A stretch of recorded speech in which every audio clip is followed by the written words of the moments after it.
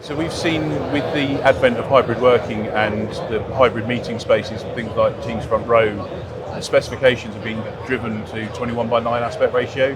It gives the best experience of the meeting room for being able to see the content as well as the people involved in the meeting. And that's automatically lends itself to projection. So even where there are now some 21:9 flat panels, the reality is they're not actually big enough for the requirements of that space, and you don't really get that impactful experience.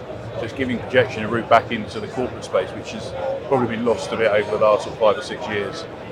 We're really seeing a lot of excitement, to the extent that even Microsoft are bringing people to our stand to show this is best in class sort of experience for hybrid working. This setup here, we have an ALR screen, so that rejects all the ambient light, and you can get a really impactful image even in a high brightness area. Even here, although there's no natural light, there's a lot of light pollution in the space, and you're still getting a really impactful experience on there because the technologies have come on so far. And actually what we find is, and some of the feedback we get, is that other technologies can actually be too vivid and too bright, and actually because people are doing hybrid working, sometimes doing much longer video calls than they would have done in the past, it's actually strain on the eye to look at some technology, whereas projection, because it's a reflective technology, it's a much more passive experience and much more enjoyable.